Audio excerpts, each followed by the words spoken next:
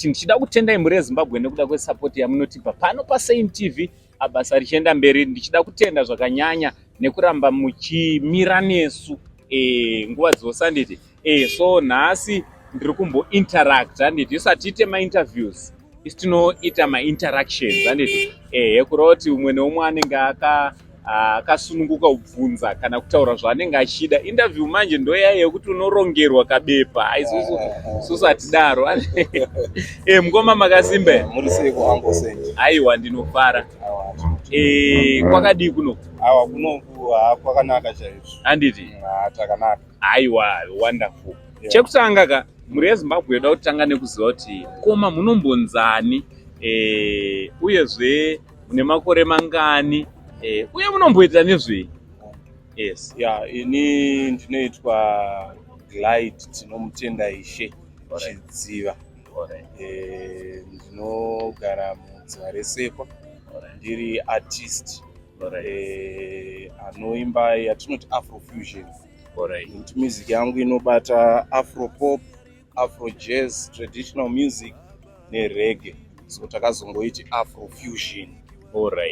Ndakaberekwa hangu mugore ra1989, so vakaita metsi vaivai vabva vatoziva kuti mune makore mangani. Wonderful. Wonderful. Ini ndanga ndisingazivi kuti munotoita zvemusic until of recent, pandakanhonga piece yamakaita ndikatoti okay, ndo zviri kuitika. Ndichitozoziva kuti ndimi makaita this piece. Indokuzivai muri vezvemavidhiyo. Ndochokwadi chaizvo handiti. Ndochokwadi. Ngatimbotangai kumavidhiyo. Imimi pamavidhiyos munoita nezvei ende makanyatsospecializa nezvipi kana iri nyaya yevideography? Inini kumavidhiyos ndatanga pekutanga, pakatanga kuonekwa chipo changu, panga pari pakuacta. Kubva mukuacta ndikazivikanwa futi ndiri munhu wekuti when it comes to directing, kubatsira munhu ane potential kuti akwanise kuburitsa character iri kudiwa ngatiti pafirimu ratiri kuzama kushanda. Mamwe madirectors akanditi ano une potential in this area. Kwakubva ndazonge ndichiita futi zveediting, chinova ndo chinhu chakakasika kuisa chikafu patafura. Asi ndiri munhu wemusic kunyanya, asi kuti zvinhu zvakakasika kuti zvitipe cheuviri. Acting and directing, videography, video filming. Ndichibata futi kamera cinematographer, tinobata zvakare. Timbomira ipapo handiti, ndoda kuti tizopesa nekumusic, because ndoda kuti tozokuimbisai. Ndikatanga nekuimbisai ka vanhu vanotozosungotanga kutamba show ikatadza kupera zvakanaka. So ndoda kuti mubate mchana. Makatanga gore ripi kutanga kuziva kuti imimika Tinomudaishe handiti? Glyde, ndine zvipo zvakadai, zvakabva kupi kwazvakabva uye zvichita mugore ripi? Pandakatanga kunyatsoziva inini was around 2000. Hana ndiri mwana mudiki chaizvo. Mai vangu vaiticha music. Ngati vaiva music teacher, vachidzidzisa machoirs kuchikoro kwavaiticha, because vaiva teacher wemaprimary schools. So amboshanda paMorris Depot, vainzi Miss Chidziva, vaiticha music. Vakazopedzisira vakuChegutu kunonzi kubinga guru kwaMusariri, vachiticha zvekare music, but vakadzidza paCollege of Music. Remember vanhu vanga vari mustream yavo, we are talking ana Dumisani Nguluwe, ana Pepkai Mudzingwa, ana I just mentioned vashoma ivavo, ana Clayton Ndlovu. So inini ndakadiscover kuti music iri mandiri, nekuti mai vaiti vakasiya kunyanya nyunga, handava kuzonyanya kuramba ndichiiteera zvangu. Ndikabata nyunga yavo. Nyunga ndo yaiva? Nyunga imbira. Vozi ndaiona nemaziso zvavanenge vachiita. Ndozotedzera voona ndabata ivo vasina kundidzidzisa. So ndovantaura kuti ano music iri mauri. So paidzidziswa vamwe handakuita mukana wekuda kudzidzawo, nekuti pamwe ndo yanga iri pride. ndaita handidzidze zvinhu zviri mandiri kudhara. Alright. So ndo pandakadiscover kuti mandiri mune music. So as I grew up, kare kwangu kune radio twanga tutwe makaseti kuti unokwanisa kudhabha kakutuma wokumani. So madhezi akabuda ana Roy and Royce anani ndo pataizvidhabhawo ipapo tichiti pavanenge vaichimba paipa vakasiya instrumental richienda rega kutanga kutrayawo kuimba kusvika mai yangu aindibatikidza ndichirabha matepa avo akakosha vachinditi ano handisi kukurova because ndiri kuona kuti pane zviri mauri. So muna 2004 ndo pandakatanga kuita first recording yangu. Munhu atanga kundirekodha anonzi Kalino of Kalino Records. Ndakamboona kunge akushanda kunana Dreamstar. Ndo first producer akandirekodha. So mandiri, I was a versatile artist. Ndaishanda zvinoenderana na producer wandasvikira. But ndainzwa kuti Afro jazz dziri mandiri, traditional music iri mandiri. But ndaiona kuti maproducer ndiri kusangana nawo music iyo havaite sei? Havaibati chaizvo. So ndakazivikanwa pamazuva aya nekunzi Thunder, nekuti ndaita yatinoti hip hop, ndaita futi yatinoti dancehall. Svika ndo yakazonzi Zim dancehall munguva yatiri. So from Kalino ndakazotanga kurekodha naDollar Gators, ndikashanda nemaartist akawanda, vamwe vatori nemukurumbira pari zvino. But ndakazokatwa nekukura nekuti unenge wane maresponsibility akawanda. So ndakaona kuti ndopai panonzi music ndeyechirombe nekuti ukanyanya kuitedza unogona kuuraya mhuri nenzara. So ndakazombogumira ipapo. So kana muchiti maresponsibilities ngamane mudzimai here nevana kana kuti chii changa chakuitika? Chekutanga chakaitika ndechekuti mudzimai wangu wekutanga passed on. Shame. So asati ashayikawo pane zvaitika zvandaiona kuti ndiri kufanira kufocusa nemafamily issues. Mumwe wangu aiti right, so handingarambe ndichitedzana nemusic. Zvisinei Mwari vakazoitawo kuda kwavo. Ndokuzotanga kuti ndichienderera mberi nemusic zvandinoita izvi. Alright. Chiuyai tidzoke pamusic. Mazotanga rini kuti aiwa ndakuda kunatsofocusa nenyaya dzemusic? Uye zvekurekodha mambotaura kuti matanga 2004 anedi. Pari zvino muri papi nenyaya dzerecording kana iri nyaya yemangoma? Pane mumwe akambondibvunza kuti une masongs mangani? Ndakashaya answer. Nekuti chanichitika munenge muchirekodha nemamwe maproducer anenge achizivawo potential, vanenge vachikudaidza kumaprojects akasiyana siyana. But due to commitment yemabasa nezvimwe unozoshaya nguva yekupusha those recordings.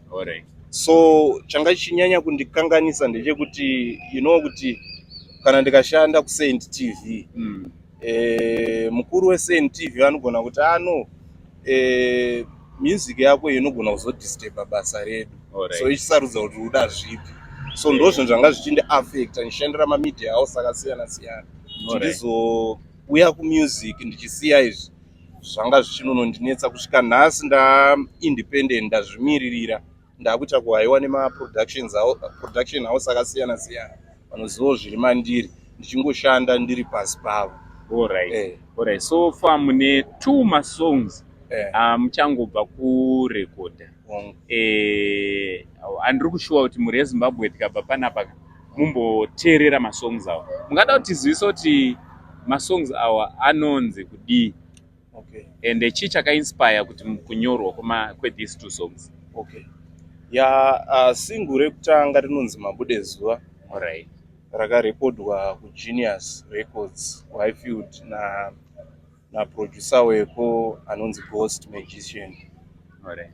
Mabude Zuva is a song that I wrote. Ndasviko mumateritory atinotandarira tichinzwa pambaitika kesi yemumwe wedu anga atorerwawo mudzimai nemumwe wedu. So inini ndakatarisa nyaya on a different perspective. Maonero angu akanonosiyana nemaonero aita vamwe, noti vamwe vaiseka but ndakabatikana. So mukateerera song iyoyo ine painotsanangura kuti wotoringa kuMabude Zuva nekuti zvichanaka rimwe zuva chamunorwa. Alright. So song iyi yakainspire nesituation yachamunorwa. But ndakarememberwo futi kuti misfortunes aya anogona kuitika futi kuvanhukadzi. Ndo muchinzwa pachitsanangurwa futi zvamaidei. Ndichinyanya kuona kuti mazita mamwe atinenge takapiwa tikasagona kunamata kana kuti kumira pana Mwari, mazita anogona kutikokera futi matambudziko. Ndakabva kumashure neupenyu hwachamunorwa semukoma wangu, seshamwari yangu, ndikatarisa zvakawanda zvaitika kwaari, ndikafunga ndinyore song yekumunyaradza. Ndopakabuda song yekuti mabude zuva. Ndaizama kusenda message kuti whatever happens to you, chingotarisa panobuda zuva every day, kuti ribude nedifferent story, udzime story yaitaurwa iri negative paupenyu hwako nevanhu, kana kuti situations dzinomira palife yako dziri kunegative side yezvaunoda. Wonderful. Yeah. Wonderful. Because the other song makabura mazuva achangopera, patakanga tichifambira nyaya dzakaitikawo kuhama dzedu dzekunaiza bhuku, maida kuzama kutaura kuti kudikana kuti musati mataura nezvayo, mungatimbiro one or two malines esong iyi kuitira kuti vanhu vainzwe, and then mochitsanangura zvamaizama kutaura. Okay. Ndogona kutadza kuimba nemo malyrics, asi ndichangomhanya pachorus nekuti isong yatakafungira tiri kustudio. So chorus yedu iri kuti wakoshiwa here kuti sandini Kristu, ndiri wenyama ndinoresa chiKristu, kunditaka nemabwe zvauriwe muKristu, ndizvo here zvinoreva chiKristu. Usadaro kundibvisa chimiro, wakadiko kundiudza pandobhaiza, apane kunditsvira kunenaiza. Ndo malines adaimba. Yes. So this song mukunge ndaona chirongwa chenyu chaitsanangura zvakaitika kunaiza boom, ndakava mumativi ese, ndakava kudivira naiza boom, ndakava zvekudivire vakomana vaibuda munaiza boom. Nekuti kwandiri chinhu chakanaka kuti vanhu vakure mukuzviitira zvinhu zvavo. Nekuti zvinopawo mukana vaya vari kushaya mabasa, nekuti tese tiri kuti hakuna mabasa. So mwakabuda basa yeopportunity yangu. But ndakafunga kuti dai varume vaita zvakaita baba Harare mazuva aisati zive chakaitika. But baba Harare vakabuda muna japreza zvakanaka. Zvinotionesa futi nanhasi vachiri kukwanisa kushanda najapreza, nekuti kunonziziva kwawabva kwaunoenda usiku.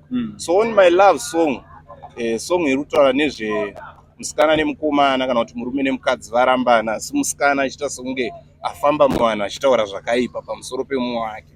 So mumwe wake ari kutaura kuti wakadiko kundiudza pandokanganisa, pane kuti ndizonzwa zvazara.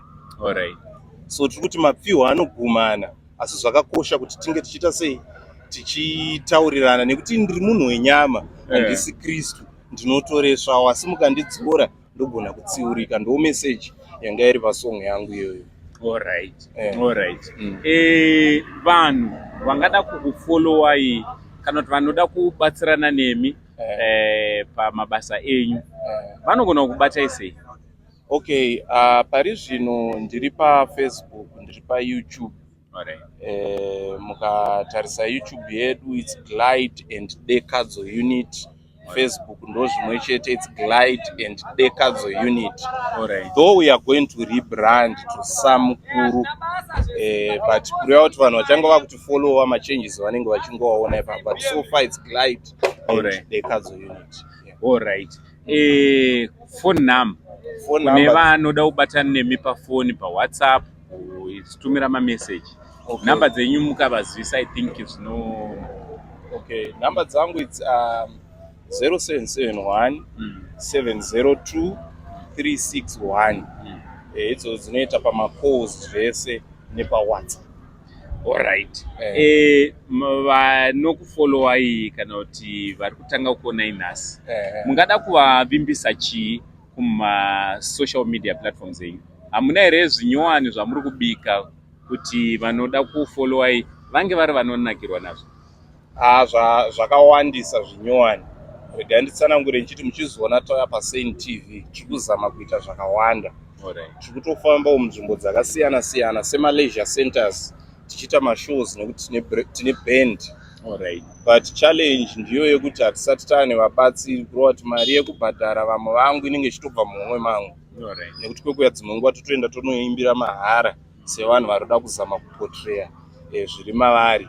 But nokunzwisawo zvekare kuti vanhu vanonyada kutera zita ravanoziva.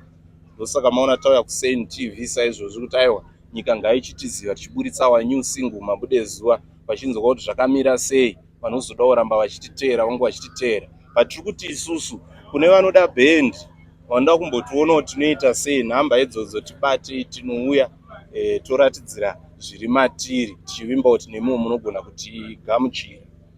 Uyezve ndine chishuwo as an artist I understand my difficulties anofesa maartist. So ndine channel yangu paYouTube iri kunzi Gigs Media. Hatisati taane chatiri kunyanya kuita ipapo chaakuonekwa. Ndiri kutarisira kuti mamwe maartist ari kustruggle ndinokwanisawo kuvabatsira nezvandinokwanisa semunhu ane ruzivo pamusoro pekugadzirwa kwemafirimu nemamusic video. Rova kuti vanoita mafirimu, vanoacta, vanodawo mavisuals tichange tichibatsiranawo ipapo. Ndingangoti muchidimbu ndo zvandiri kuvimbisa mhuri yeZimbabwe. Aiwa, tinotenda mukoma, wish you all the best parwendo rwamuinarwo rwamakatanga kare. Rwandiri kutenda kuti Mwari achakutorai achikuendesai kure muchipfuurira mberi.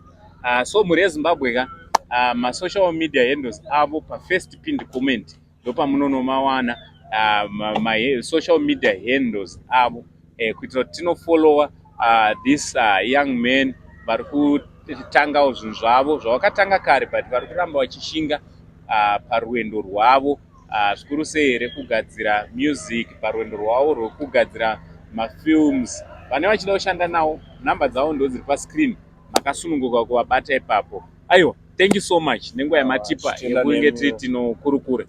Tinotenda nemi Uncle Saint. Ndisingakanganwe mhuri yeZimbabwe. Ndine visual randakaburitsa. Hanzi kusatenda horoi. Ndoda kutenda tine vanonzi Drumas Media. Vakandibatsira neequipment vaonawo potential iri mandiri yekushandisa. So ndakagadzira video inonzi Boyerman the Love Story. Handina kunge ndine zvikwanisiro zvakakwana, asi mukaenda paGlyde Tinomudaishe unit tsvagai video rakanzi Boyerman the Love Story, ndo imwe single zvekare inokuradzai zviri matiri. Naizvozvo ndichiti aiwa ndinotenda. From Uncle Saint naGlyde for now tichiti it's much love and God bless.